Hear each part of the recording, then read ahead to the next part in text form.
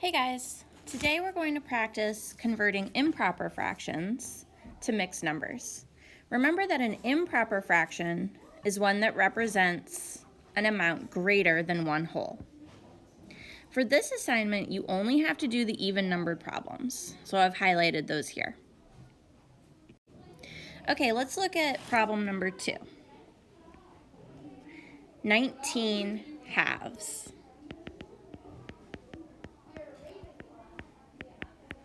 Sometimes reading the problem out loud, like this, 19 halves, can help you visualize what you're talking about. If I were to represent this with an area model, I would need to have one hole, and then I would have to cut each hole in half, and then figure out what mixed number is equivalent to 19 halves. So here I have 2 halves, and now I have 4 halves,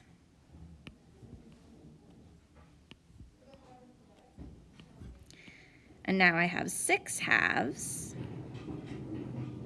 which is the same as 3 wholes.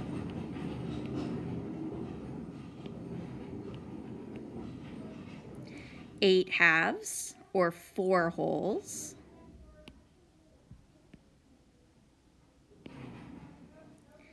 10 halves, or 5 wholes. 12 halves, or 6 wholes. 14 halves, or 7 wholes. 16 halves, or 8 wholes, and then 18 halves, which is 9.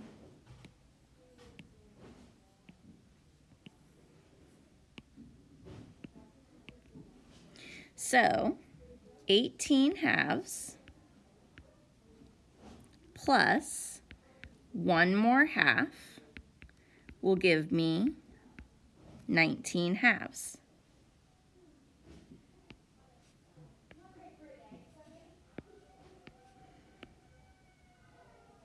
So here's my last hole, and that one is only shaded in halfway. That's my 19th half.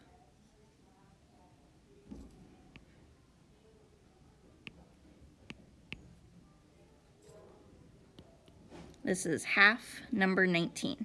Okay, now 18 halves is equivalent to 9 wholes. So that's 1, 2, 3, 4, 5, 6, 7, 8, 9, and then one more half. So 19 halves is equivalent to 9 and 1/2 in mixed number form. Okay, let's look at number 4, 75 twelfths. So what this is saying is that if you look at one whole, which I can represent with just a plain old regular rectangle, if I divide this into 12 equal pieces, and I shade in all of them, I will have 12 twelfths.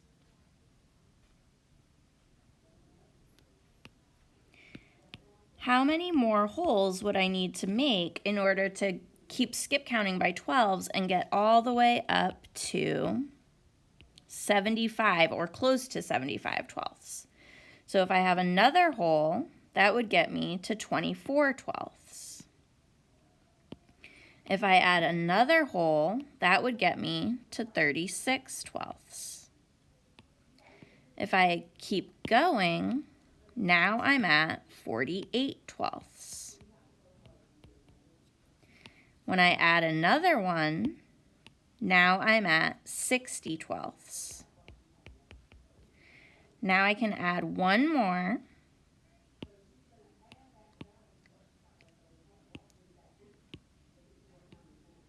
Now I'm at 72 twelfths.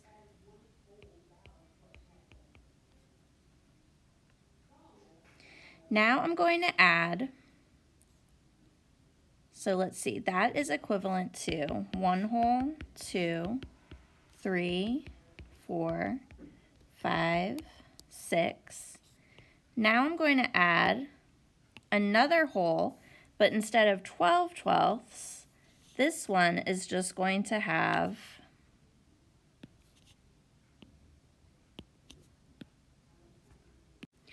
3 twelfths shaded in. So that will take me from 72 twelfths, 73 twelfths, 74 twelfths, and 75 twelfths.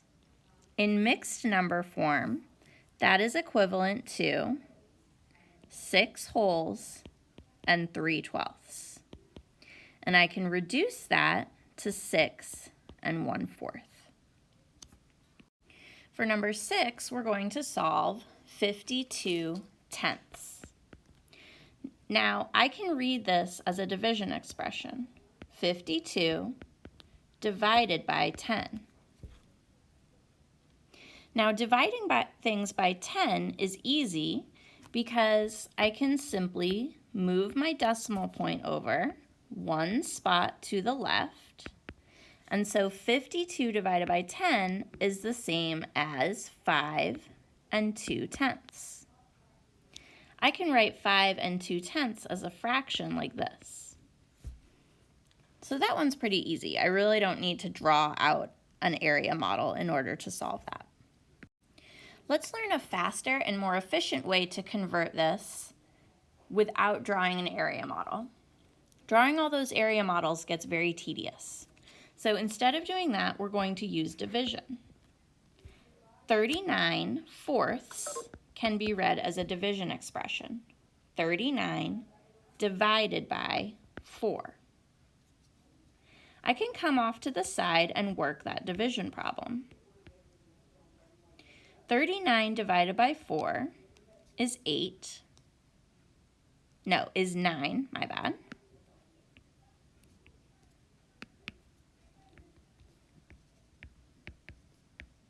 With a remainder of 3. My remainder of 3 can be expressed in fraction form. My remainder is going to become the numerator. My divisor becomes the denominator. So 39 fourths is equivalent to 9 and 3/4. Okay, number 10 is 72 tenths, and I'm going to skip that one in the video because dividing things by 10 is pretty easy. Rewrite the expression as a division equation and then solve it. Let's go to number 12. Actually, this is 14, my bad. Okay, so we're going to do 45 eighths. We're going to read that as a division expression. 45 divided by 8. 8 goes into 45.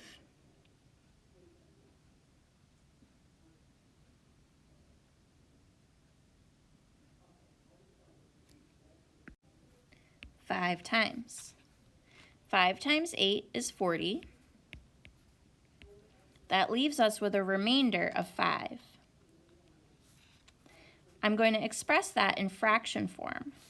My remainder is my numerator, or my top number. My divisor is my bottom number.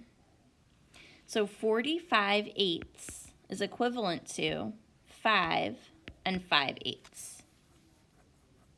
Okay, now you're going to complete the rest of the even numbered problems on your own. Remember to upload supporting work for full credit. Okay, we're practicing a faster and more efficient way to solve these problems. 27 fifths can be read like a division problem. 27 divided by 5. Rewrite the problem off to the side on your scratch paper. Everyone should have paper and pencil to solve these problems as we go. 27 divided by 5 is 5 with a remainder of 2. My remainder is going to be put into fraction form. the remainder is the numerator, and the divisor, 5, this is the divisor, that becomes your bottom number in your fraction. So 27 fifths is equivalent to 5 and 2 fifths.